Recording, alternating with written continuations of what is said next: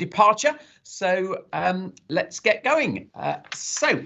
First things then, apologies for absence. And I've just got two notified, Sean Davis from Telford and Wrekin and Izzy Seckham from Warwickshire. But there may be others if you want to just notify them straight through to Tim. But I see Paula's put her hand up. So Paula Diaz, hand down. Yeah. OK, go on. Sorry, short notice, but apologies from Nick Abel. OK, thank you very much. And if there are others, just pop them in the chat for Tim to pick up would be the simplest way of doing it. OK. Secondly, then, declarations of interest. I'll pause just a moment to see if anyone wants to indicate. But I haven't seen any hands, so we'll assume there are none, which is fine. There are number 3, no chair's opening remarks. Number 4. The minutes of the meeting of the 15th of January are there for everyone to consider. And I will just pause a moment, see if anyone wants to make any observation on them.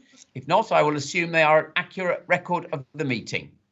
Just pausing, not seeing any hands, so thank you. In which case we come to number 5, the forward plan, which has got obviously just one board meeting left of this term. And it's surprisingly empty on commitments for after the May events. So, but we've obviously got a lot of business to conduct in March, so that's there. Anybody want to make any comments? No, in which case that's great. And we get number 6 swiftly then to arguably what's the main business of the day, the budget for the coming year. And I shall pass to Councillor Bob Slade, Deputy Mayor. Bob. Thank you, Mr. Mayor. I'm here to present the West Midlands Combined Authority budget for 21-22. So this report presents the authority's budget for the 21-22 financial year at £314.5 million, as set out in Table 1, paragraph 4.7.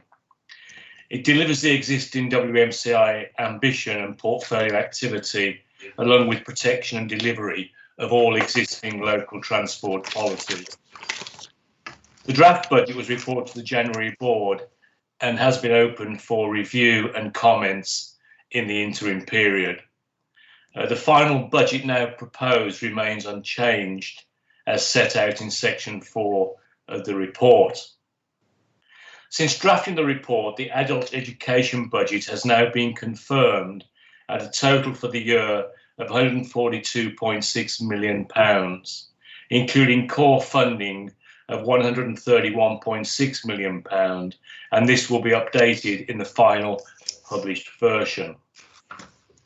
Proposals in relation to the mayoral office remain unchanged, being funding from the government mayoral capacity grants, although funding for the mayoral election in May 2021 is yet to be secured. WMCA, alongside other mayoral combined authorities, continue to lobby government to provide funding, and a further update will be provided in March 2021 financial monitoring report following the government's budget announcements, which I believe are on the 3rd of March. However, in the interim, separate funds have been set aside to meet this requirement for the mayoral elections. As previously reported, the final budget recommends local contributions remain cash flat for the transport levy and member contributions, and notes there will be no mayoral precept during the remainder of the current term of office.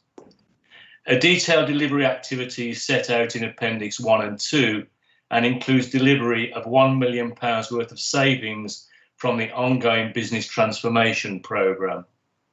Any initial emerging pressures to support recovery will be managed within the organisation from existing resources. As noted in the January report, the revenue budget requires £5.1 million use of reserves in year. 1.2 million of this being the set aside from the 2021 agreed business rate retention. The balance will come from the current year in surplus and existing resources. The final financial monitoring report for the current year will go to the March board, where I expect to be able to confirm we have achieved this target. Both the 2021 projected outturn and 21-22 budget papers have been discussed with the authority's external auditor. They are satisfied that the reports are consistent with their knowledge and understanding of the authority. With the upcoming mayoral election, they recognise the reasoning behind setting a one-year budget, and the assumptions do not, according to them, appear unreasonable. As noted in their audit plan, they will be keeping the authority's approach to developing a sustainable medium-term financial plan under review. The report presents a balanced budget for the next year. However, it is clear from our current forward financial estimates, as set out in Table 5 and paragraph 6.2, that we need to continue to look at more sustainable funding solutions in the medium term. And work will begin to refresh these financial estimates early in the new year in the context of the strategic priorities. And in the interim, we will continue to review organisation, operational efficiencies, and to lobby government for sustainable funding for mayoral combined authorities. The authority's capital delivery investment programme are summarised in section 5, with the details in appendices 3, 4 and 5.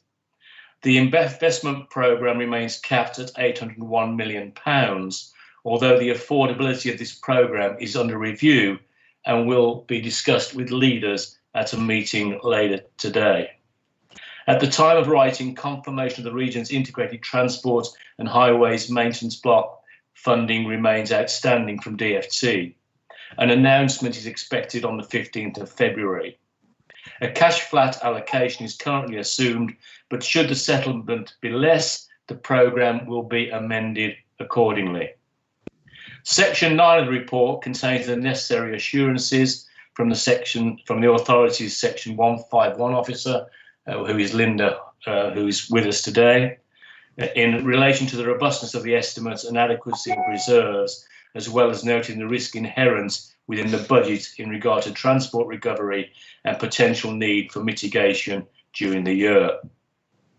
The January board received comments from Overview and Scrutiny Committee, review of the budget and of Mayor's question time. No changes to the budget were required as a result. However, the Mayor is writing to formally respond to OSC. Also contained in the report for approval are the authority's statutory responsibilities to set the Treasury Management Strategy, Capital Strategy, annual MRP statements and pay policy for the new financial year. And these are all compliant with relevant legislation.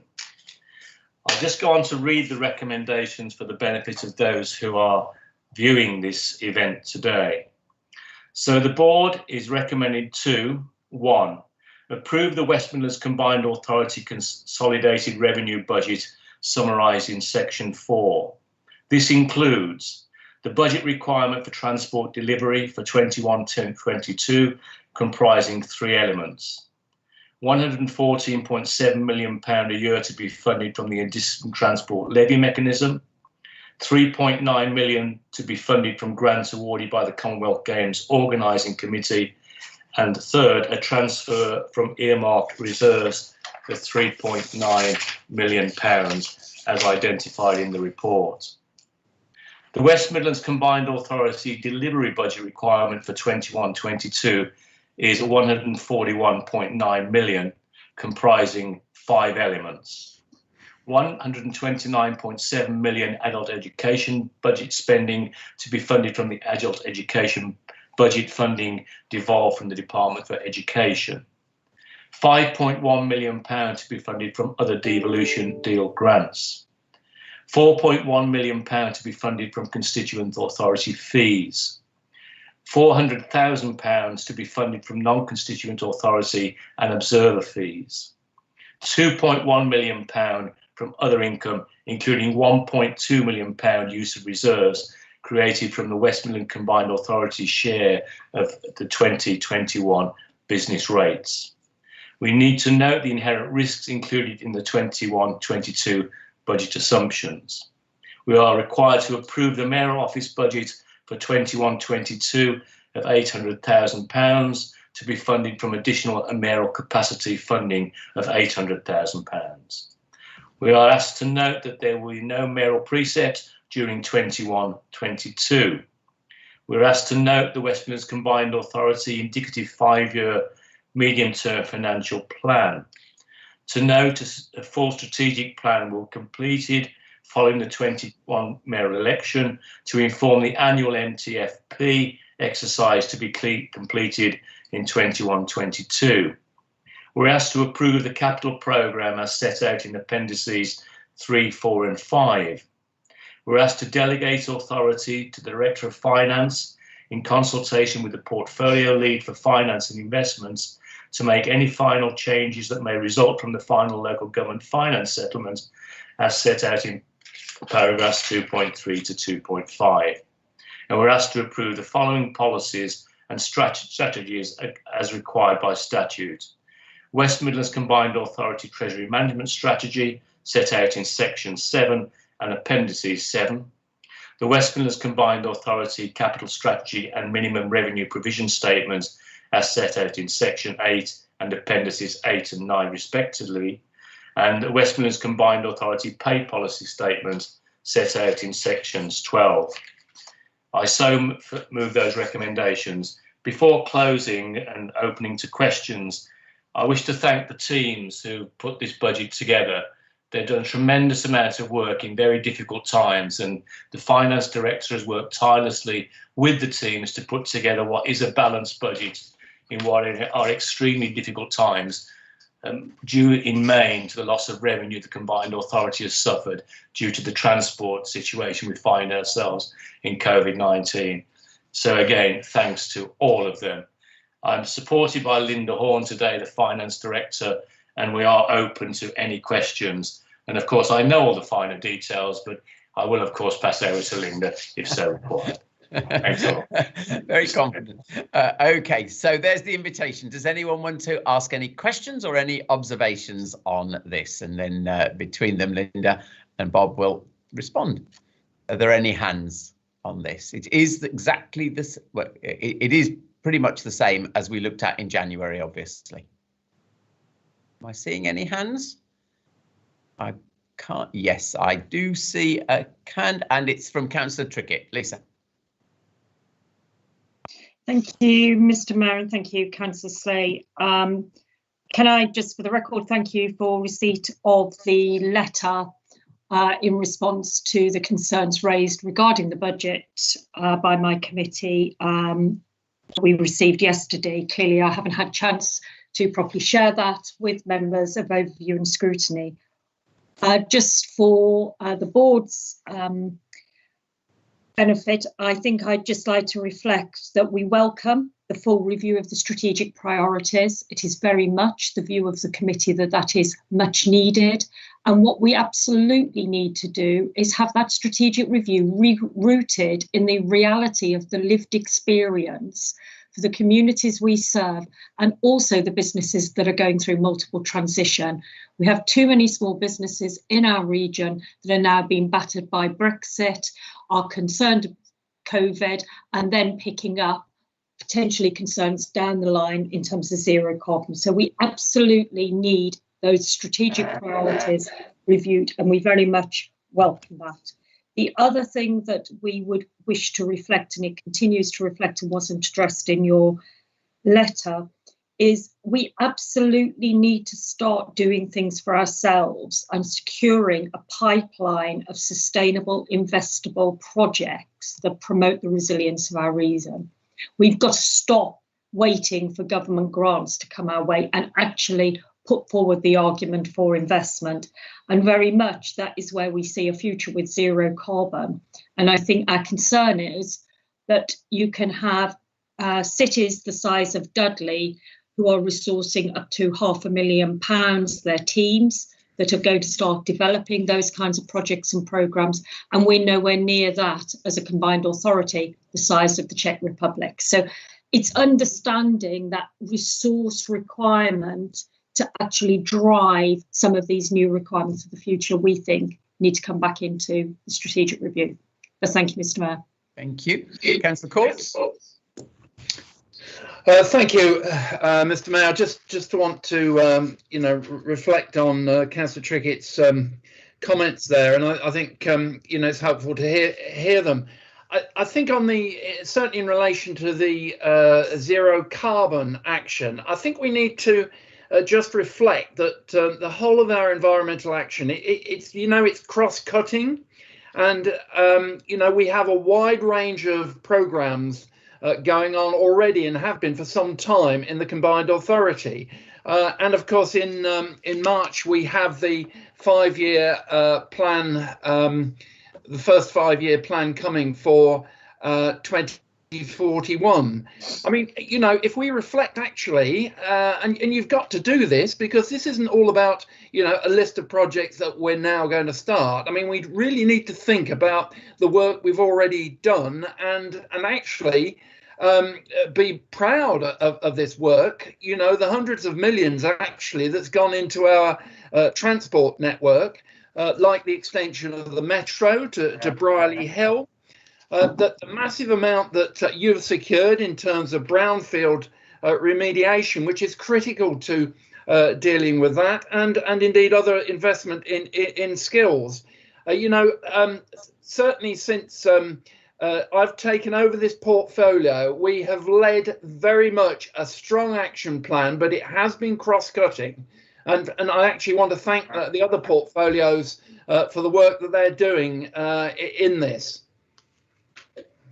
Thank you, Ian. Thank you. So are there any other observations? I'm not seeing any other hands, in which case I'll just pass back to Councillor Slay for any closing comments before we formally take this. Well, I welcome the comments from Councillor Trickett and the support in general terms for the budget and the points that she makes, and we always will pick those up. And clearly welcome the words of Councillor Courts, who holds the environmental portfolio and has made reference, in fact, to some of the funding that we have put into transport. Zero carbon buses would be a clear example. And obviously the amounts of money that we invested in brownfield land remediation, and equally in the whole skills agenda, which is so important to us in taking the green agenda forward with some of the new economy elements. So I welcome those comments. I think refreshing the priorities is absolutely key, and those things will be at the forefront of our thinking going forward. If there are no further comments, Mr. Mayor, again, I've put the recommendations. I would hope that those are supported by everyone at this meeting. Thank you. So the recommendations are on page 19 and 20 of the pack, as read out by Councillor Slay. And just to be really clear, on this particular vote, I am requested to formally ask all of the constituent members and myself to indicate their support. They call it a recorded vote. I'm not going to go round, but I will just assume, unless anybody puts their hand up to indicate against, that all the constituent authorities are comfortable with the budget. So is that anyone wish to disagree with that? Otherwise, I will assume that everybody has signed that off. Thank you all. I've got a few thumbs up from George. Thank you very much. I can see you. Thank you all very much. And perhaps we should conclude just by thanking Bob and indeed Linda for the work that they have done, because given where we started on this budget some months ago, we've come a long way, as indeed you'll all know from your own authorities the challenges of the last few months. Thank you very much. In which case we come to item number 7, which is the regional approach to culture. And for that paper, I'm going to pass to Councillor Harley. So Pat, the floor is yours. OK, thank you, Mr. Mayor. Mr. Mayor, culture presents a major opportunity for the West Midlands on its post-COVID recovery. We got the Coventry City of Culture in 21, the 22 Commonwealth Games, and the British Art Show in Wolverhampton, which will turn national and international attention to our region as we savour the opportunity to gather and celebrate once again. We've already seen some major successes in the past year, including the UNESCO status for the Black Country Geopark and the Black Country Living Museum becoming the most followed museum in the world on TikTok, a perfect combination of our industrial heritage and digital future. Yet our cultural sector is in a difficult and fragile place. COVID has caused venues to close, freelancers to lose work, and young people to miss out on opportunities to participate in art and culture. This paper outlines some of the actions being taken across the region to realise the opportunities of culture and address these challenges. The Cultural Leadership Board has brought together sector leaders to ensure a single, clear voice for culture, and the Cultural Officers Group has coordinated activity amongst local authorities and LEPs. Moving forward, Mr. Mayor, we need to be clear on how we will focus our efforts to support and leverage culture. The paper sets out 4 strategic priorities for culture in this region, and we ask the board to agree. And they are, Mr. Mayor, number 1, development, supporting the cultural sector to grow and recover after COVID, strengthening the regional networks and building resilience. On a call this morning to just Council Courts alone in Solihull, 20,000 jobs dependent on that cultural sector. Just in Solihull, 20,000. Magnify that across the whole of the West Midlands and indeed the non-constituent authorities. And we can see the importance of making sure that as we come out of COVID, that we have a really resilient rebuilding and rebooting of this particular sector. Number 2, Mr. Mayor, is participation, ensuring that all our communities realise the benefits of culture. Thirdly, placemaking, harnessing culture's potential to transform our cities, towns and local centres to unique experiences and a thriving nighttime economy. And finally, Mr. Mayor, promotion, using our major cultural events and diverse cultural institutions to position the West Midlands as the best place to work, live, visit, and indeed at this crucial time, invest. So therefore, Mr. Mayor, I ask the board to note the update, recognising the opportunities and challenges outlined, agree the 4 regional strategic priorities for culture, and importantly, agree that the Cultural Leadership Board and Culture Officers Group will be responsible for coordinating regional activity to make progress on these strategic priorities. And I've got both Julia and Adam here, should members wish to ask any questions on the report. Thank you, Mr. Mayor. Thank you very much, Councillor Harley. And we go to Solihull and to Councillor Courts. Ian. Thank you, Mr. Mayor. I mean, Councillor Harley slightly has stolen my thunder, but I'm pleased about that. But I just want to re-emphasise the importance of this. Our towns, our town centres, our communities have had a tough time, and our businesses have had a tough time even before COVID. And you know we have to reinvent some of our centres, and culture and community involvement has the potential to do that. So I've really welcome this paper and look forward to further action taking this forward. Okay, thank you very much. Very clear. And next to Councillor Ward, Ian. Thank you very much. I also want to welcome this paper, but in doing so, I would like to recognise the really crucial role that the Metropolitan Authorities play in supporting the arts right across the West Midlands platform, and indeed the support that Metropolitan Authorities have given to the cultural sector over the last 10 or 11 months of the pandemic to help ensure that the cultural sector will survive this current pandemic through to the recovery and thrive once again in all of our metropolitan authorities right across the West Midlands. And of course, it is the financial support of the metropolitan authorities that levers in the Arts Council support that's set out in the table within this report. So I would like to thank all the metropolitan authorities for everything that they do in supporting arts and culture right across the region. Thank you. That is very fair indeed. Any other hands? I'm not seeing anything else. So, Councillor Harley, back to you. Yeah, thank you, Mr. Mayor. I thank both Ians for their contributions and positive comments. Yeah, it's 70% of the people employed in this sector are furloughed now or have been during the process, and no end in sight at the moment. Obviously, the vaccine rollout is going extremely well, but it's absolutely important that very soon we have a programme where we can clearly see the end is in sight for this industry, which has been a sector which has been completely decimated. So both Ian's raising very valid points, but welcome the report and recommend it to members. Thank you, Mr. Mayor. Thank you very much. And the recommendations are on page 119. We'll just pause to see if we can accept those recommendations. Again, I will assume that's the case unless anyone puts their hand up to indicate an objection. Okay, that's great. That is done. Thank you very much, Pat. Okay, in which case we come to item number 8, and it's a big investment decision. And for this one, the Dudley interchange full business case, we pass to Councillor Ward. In. Thank you very much, Andy. This is good news for Dudley. It's to approve the full business case for the Dudley interchange and a budget of some £24.1 million, and also to note the contribution of Dudley Metropolitan Borough Council in their contribution of land valued at £3.5 million. The interchange itself will deliver a multimodal facility for the town of Dudley and act as a catalyst for the redevelopment of the town centre. And Dudley Metropolitan Borough Council have very ambitious plans for the regeneration of Dudley Town Centre, and the new interchange will be part of those plans. And Councillor Pat Harley may well wish to say something about the plans that Dudley Metropolitan Borough Council have for their town centre.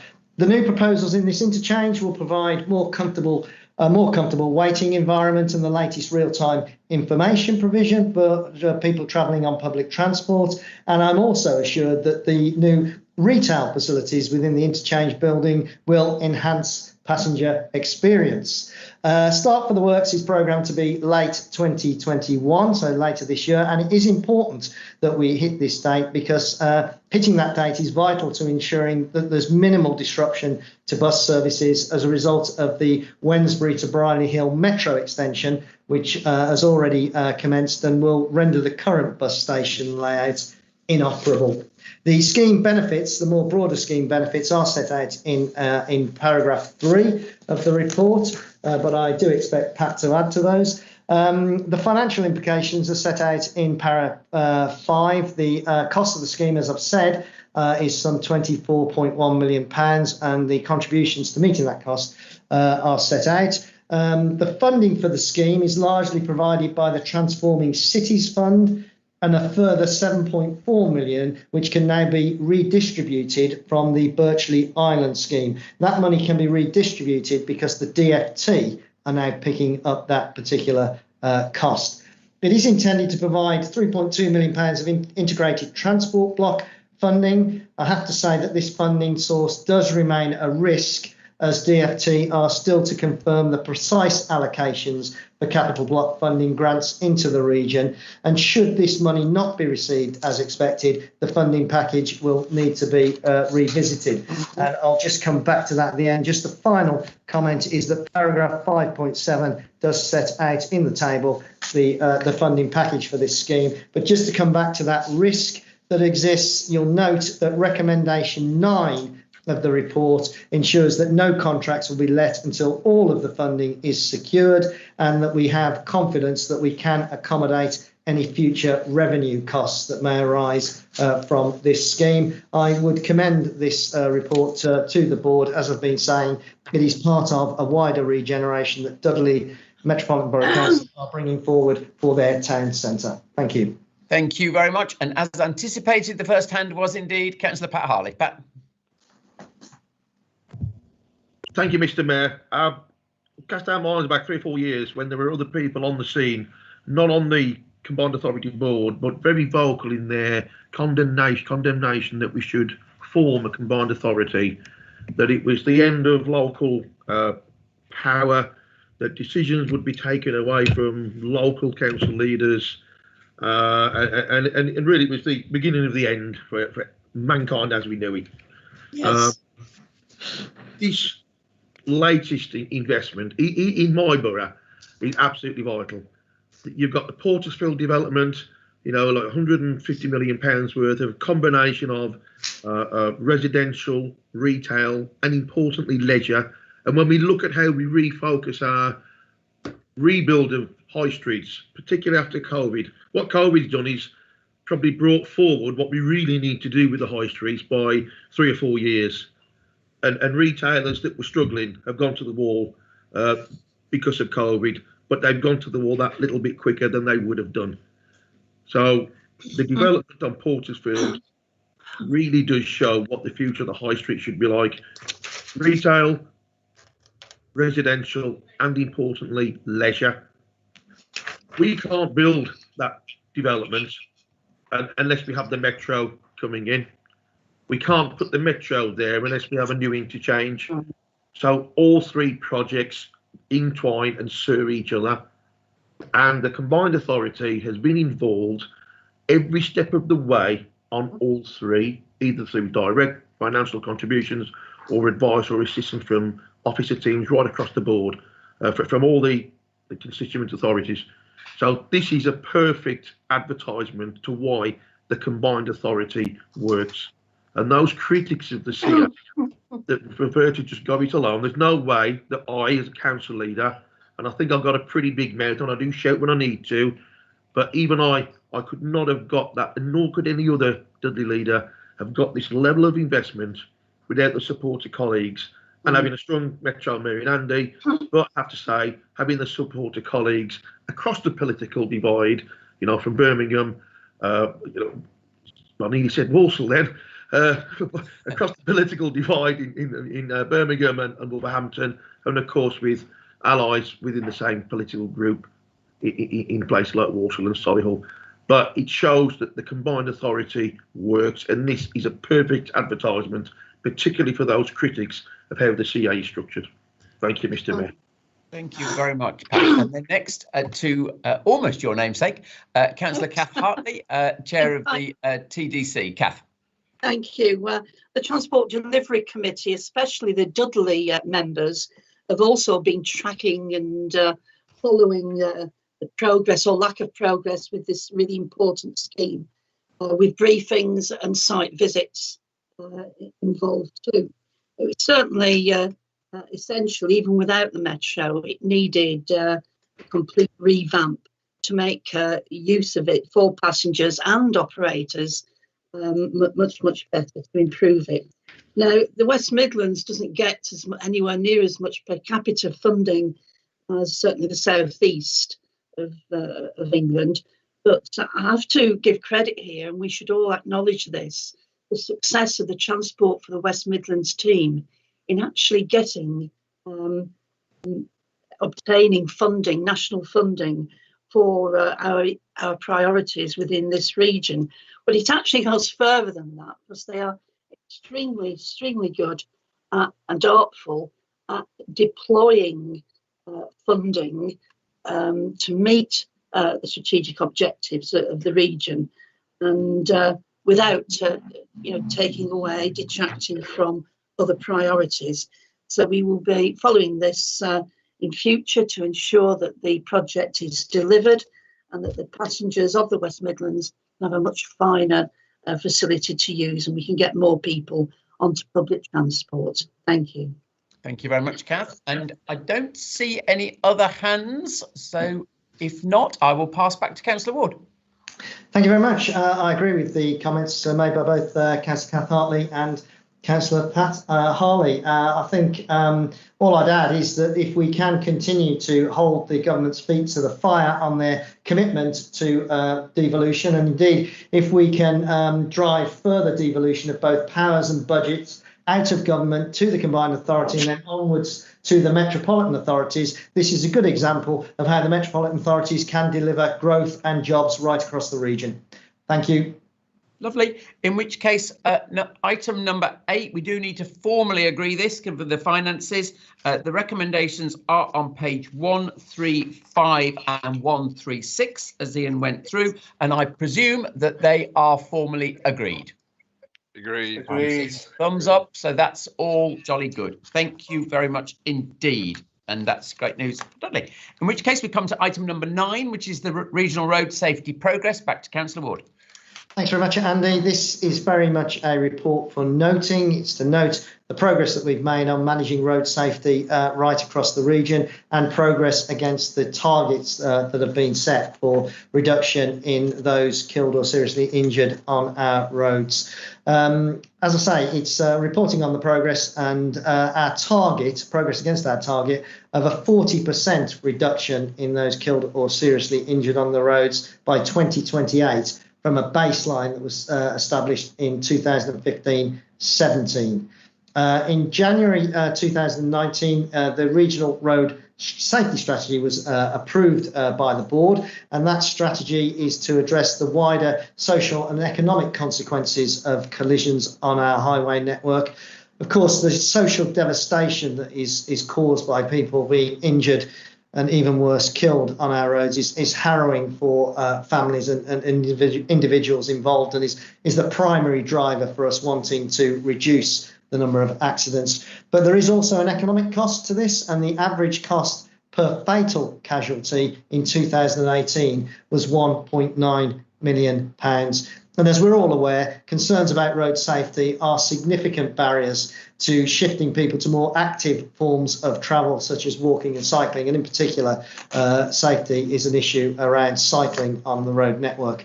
Alongside the target we have set, the United Nations have proclaimed a second decade of action for road safety and established a new sustainable development goal to cut road deaths by 50% by 2030, and I'll come back to that point at the end.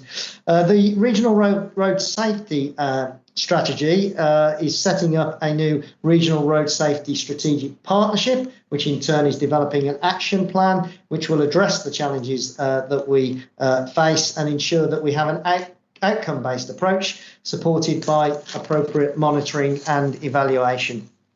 Now, over the past 30 years, it's pleasing to see that there's been a substantial and sustained reduction in road casualties. However, since 2013, road collisions and casualties have started to rise across the West Midlands, and we do need to address this through collective action across the partnership of local authorities and other partners in order to improve the traffic environment through approaches to engineering solutions, enforcement and education. And the table in para 313 shows the progress that we've made towards the 40% reduction target that we have to achieve by 2028. And you'll see in that table the number of killed and seriously injured has reduced by 6% since the target was set. And if you take account of population growth, then the reduction has been 8% per 100,000 of the population. And then paragraph 314 identifies the number of those killed and seriously injured by various target groups. And that shows that there's been a reduction in line with the target in all but the pedestrian category. And in 2019, there were unfortunately 47 fatalities on the local highway network, and adult pedestrians, those aged 16 and over, were the group most affected, with 24 people unfortunately losing their lives in road traffic collisions. We do expect the figures for 2020 to become available in 2021, but you can see from the table that more needs to be done to prevent accidents involving pedestrians on the road network. Our forecast trends do identify that 40% target reduction should be reached overall. However, as I've been saying, the data suggests that for pedestrians, we're not going to hit that target. There could indeed be an increase in those killed or seriously injured. So we are going to now focus very much on targeted interventions that in particular will reduce pedestrians involved in accidents on the highway network. The activities undertaken by all partners are set out in Appendix 1 to the report, and then paragraph 3.3 sets out in some more detail the road safety action plan, and you'll see there in paragraph 332 the obvious statement that funding for road safety is of course finite, and that through the life of the action plan, the local authority partners and others will seek new sources of funding in order to enhance the delivery and provide the targeted interventions that we will require to meet that 40% reduction target. But I do want to just return to the United Nations situation and their new Sustainable Development Goal, because they have set a target of 50% reduction by 2030. So I very much would like to see us review our target as we review the transport plan in order that we can bring the target that we are working to into line with the United Nations target, because that remains very much an ambition that I think we should sign up to.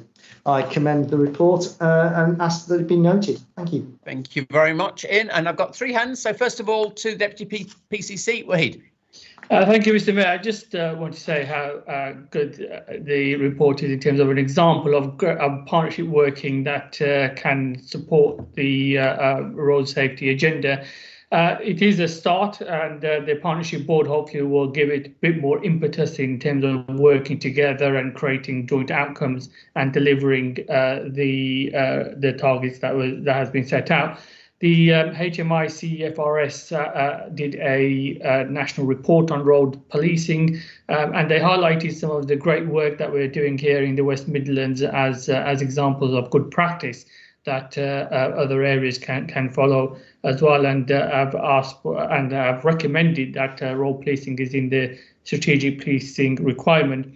I'm sure that the PCC has already mentioned this before, but the devolution of the moving vehicle enforcement is a real a coup, I hope, for us, and there is a requirement for that to be coordinated on a regional level as well. So another white paper is coming out and consultations is there, but by having that, I think it will enhance the work that the partnership can be doing and keeping our roads safe.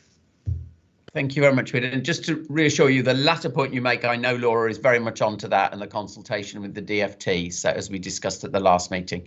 So next to Councillor Hartley. Yes, it's great to see the rebuilding of a regional road safety partnership and activities flowing from it after the ending of the original West Midlands Road Safety Partnership.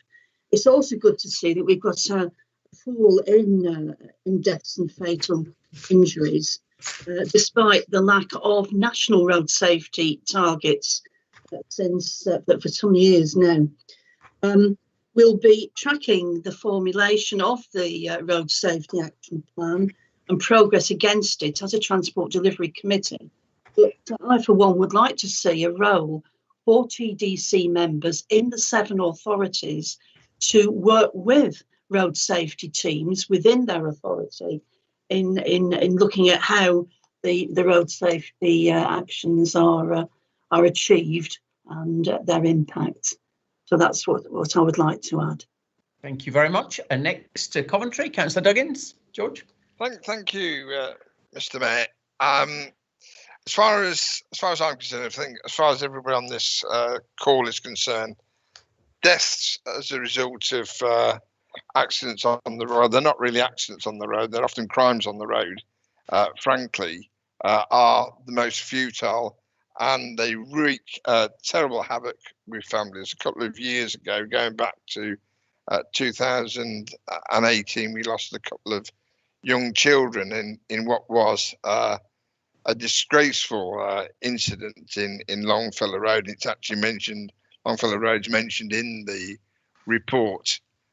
2 youngsters tragically killed by somebody who'd recently just come out of prison and effectively knocked them over as they were crossing the road during the February half term, and we hope nothing like that happens in the next few weeks. I spent a couple of years on the back benches. I've had 2 years on the back benches since 1997. So you will know that when that happens, you have the opportunity to appraise the policies that really count. And during that particular time, I became very interested in the issue of speeding traffic, and that has become a priority of my leadership at Coventry City Council, in actual fact, dealing with that. And I want to thank West Midlands Police for all that they've done in helping us to take forward our average speed camera programme. Our first 2 roads on the London Road, Nancy Road, which had been hotspots for deaths, basically became very safe areas. I think we had 1 injury in the first 18 months, whereas previously we'd had deaths on those roads. And in actual fact, on the 26th of February, we're going to be increasing the numbers of average speed cameras across the city. And it's not good that you have to do this. But as a result of this, we believe that we will save lives. We will reduce road traffic accidents I did an interview with the local paper, as I always do at the end of the year, and I said there'll be some people sitting around the table at Christmas, although obviously not last year, who wouldn't have been there if it weren't through the fact that we've got average speed cameras. And one of the things I do hope is that as a result of the white paper, that the long promised life imprisonment for people who actually kill as a result of the crimes they commit on the road will in actual fact finally be enacted. Something I know that has had cross-party support for a very, very long time, but there hasn't been the legislative time to put it in place, and I'm hoping that will be part of the white paper. Certainly welcome this report. It's a credit to everybody. Thank you for all of that, George. Brilliant. Okay, in which case we come to one other hand. I think Councillor Bridget Jones. Bridget. Thank you. Just wanted to flag up two things really. First is the increase in speeding I think that we've seen during lockdown. I was out for a walk at 5 p.m. last Sunday. And I'd like to ask the drivers of Birmingham, where the hell were you all going at 5 p.m. on a Sunday in the middle of an international pandemic and a nationwide lockdown? And why the hell did you feel the need to do it at 10 miles an hour over the speed limit routinely? With less traffic on the road, I think we've seen an increase in speeding, and we need to reset some of the social norms. But also just to flag up that for every person killed by a car driver directly in a car crash, there are 18 people killed by the fumes coming out of that car into our lungs, and the action that we take on road safety is absolutely vital. But we need to remember when we're talking about this, all the people being killed by car drivers pumping out pollution into the atmosphere and affecting our health. So I just wanted to flag that up as an important part of the debate. Thank you very much. So Councillor Ward, back to you. Thank you very much. I very much agree with the comments made by George Duggins that enforcement has a role to play here, but I think enforcement does have to sit alongside education. I think that would be our first point, actually. We'd like to educate people to follow all the rules of the road and not be speeding, as Councillor Bridget Jones was just pointing out. Educate people how to drive more safely around the road network generally, but enforcement does have a role to play alongside that, along with engineering solutions and indeed the other measures that are set out within the report. And of course, we all of us want to see a reduction in the number of road traffic accidents that are occurring across the network, and in particularly the tragic incidences of deaths caused on the road network across the West Midlands. I have to say, I don't have the empirical evidence, but I do have anecdotal evidence that speeding appears to have increased during the 3 periods of lockdown that we've had whilst dealing with the pandemic over the last 10 months. And I guess that's to do with fewer vehicles on the road, does encourage people to go faster, unfortunately. And I take the point particularly that for every person killed in a road traffic accident, there are 18 further people killed across the West Midlands due to poor air quality. That is the reason, of course, that Birmingham is introducing a clean air zone on the 1st of June later this year in order to reduce the number of people who are killed by poor air quality. And I'd finally just like to make the point that I've repeatedly made previously, that it's with the poor air quality issue, it's not simply a matter of moving everybody currently driving a petrol or diesel car out of that vehicle into an electric car, because we will still have a problem if that occurs, in that in the city of Birmingham in particular, we'll reach a point at some period over the next 10 years when the roads become gridlocked, simply because there are too many cars on the road. So as well as trying to get a reduction in petrol and diesel vehicles on our roads, because obviously people will continue to wish to drive going into the future, and we've got to recognise that, and I will probably wish to continue to drive, but it is not a solution for everybody to move into an electric car. We've all got to accept that for some of our journeys, particularly those journeys over a short distance of up to 3 miles, where 40% of our journeys are still undertaken by car, For many of those journeys, we all need to accept we need to shift our mode and move to more sustainable forms of transport, such as walking and cycling. And I hope that we'll be doing more in the years to come to try and make that modal shift and encourage people and incentivise people to make those short journeys by cycle or by walking. Thank you. Thank you.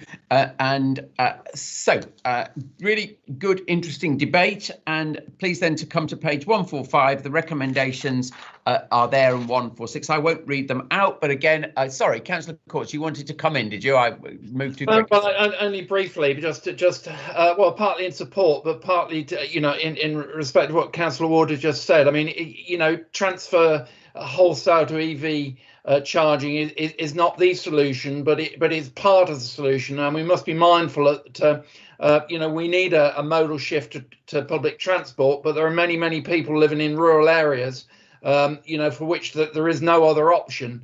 And what we need to do, we need a bag of tools to improve this. And quite frankly, sometimes I think the whole issue of priorities in the road network needs some consideration, and particularly in rural areas where there's an issue between cycling and motors. Lovely. Thanks very much. If I just respond to that, because I do accept the position. Indeed, I said myself that people will continue to wish to drive cars, and I'm probably going to be one of them. It's just that for shorter journeys, we all, including myself, need to change the way that we move around. Except for shorter journeys, we should be doing that by cycle or by walking. I think the interesting point that Councillor Courts raised, though, is around rural areas where he says that often people have no option. I think that's a signal really that we need to be doing more to ensure that people living in rural areas do have an option. They should not be left with no choice other than to move about via the use of a private car, because of course not everyone who lives in a rural area will be able to afford to purchase and run a private car, and we need to be doing more to ensure that more of our population, particularly those in rural areas, do have access to alternative forms of transport, and public transport in particular. Thank you both. In which case, page 145, 146 has the recommendations, but I think there's been, if Laura will permit me, I think there's been two additional things called out in the debate. The first one was about the UN target, and the second one is this question about rural public transport. Both, the second one I know you're alert to, but I think we're also asking you to consider both of these in taking the work forward. And I know Anne is on the call. Anne, thank you for your work, and I know you will have heard those two things be called out as well. So, yes, Andy, if I may, as we refresh the Movement for Growth Transport Plan, there is, of course, the opportunity for us to incorporate the UN target and bring ourselves into line with that. Exactly. Yeah. OK, so is everybody happy with that? Please shout if not. Otherwise, I will assume it is agreed. It is agreed. Thank you very much. In which case we come to the series of minutes, which we'll do as previously on these virtual calls. We'll go through them. I need you to stop me if you wish to contribute and talk about your committee. So first of all, to the SED board, Tim, is there anything we need to hear? No, I think these minutes just for noting. I'll happily take any questions. They're the December minutes, Andy, but we've had a meeting since actually in January, which I guess will come forward to the next WMCA board. Correct. OK, nobody's stopping me, in which case number 11 is the investment board of the 11th of January. Councillor Slay. They're just for noting, Mr. Mayor. Any questions we'll take, obviously. OK, then we come to item 12, the Transport Delivery Committee of the 11th of January as well. Councillor Hartley. I know she was here. Anything you want to add, Kath? No? OK, we'll come back if need be. Number 14 is the Wellbeing Board. Sorry, number... Yeah, we can't count. Item number 14 is the Wellbeing Board. Sorry, Kath, back to you, yes. Did you want to speak? No? No, all right, we will press on. Item number 14 then is the Wellbeing Board of the 22nd of January. Councillor Seckham isn't here today, so we'll take them as read unless anyone debates that with me, and I knew I'd mispressed, so there we go. My apologies. I knew I'd missed over one. My apologies. Number 13 is the Overview and Scrutiny Committee, also of the 11th of January.